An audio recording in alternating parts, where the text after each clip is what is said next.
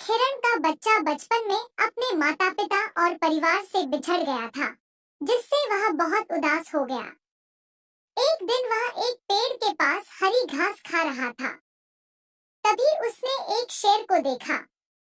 शेर को देखकर वह बहुत डर गया। शेर ने उससे पूछा, बच्चे, तुम्हारा परिवार कहाँ है? और तुम तो बहुत बहादुर हो जो मुझे देखकर भी भागे नहीं। हिरण ने उसे बताया कि मैं अपने झुंड से बिछड़ गया हूँ। अगर आप मुझे एक छोटे बच्चे को खा भी लेंगे तो आपका पेट नहीं भरेगा। आप मुझे अपने साथ रख लीजिए जब तक आप बूढ़े नहीं हो जाते, और जब आप बूढ़े हो जाएंगे और शिकार नहीं कर पाएंगे तब आप मुझे खा लीजिए।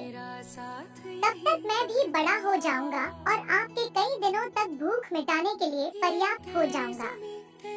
शेर हंसते हुए बोला, क्या तुम मुझे मूर्ख समझते हो? तब तो तुम आसानी से भाग जाओगे। हिरण ने कहा, नहीं सर, आप मुझ पर विश्वास कर सकते हैं क्योंकि मैं कभी झूठ नहीं बोलता।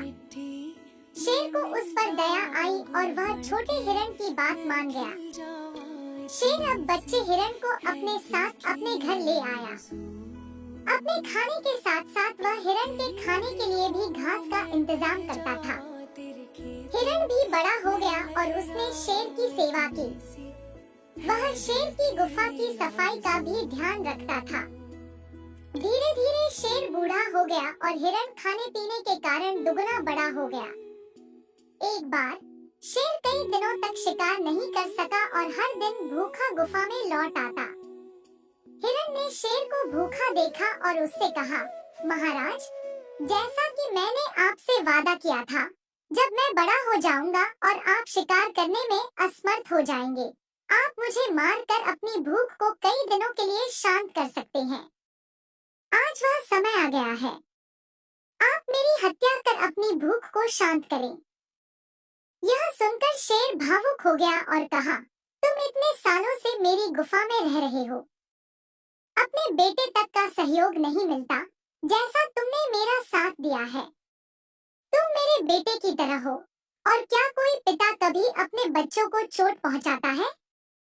अब हर दिन हिरण शेर के लिए अन्य जानवरों के बचे हुए मांस को लाता ताकि वह जीवित रह सके और दोनों खुशी खुशी साथ रहने लगे। इस कहानी से हमें यह सीख मिलती है कि सत्य और ईमानदारी का फल अवश्य मिलता है।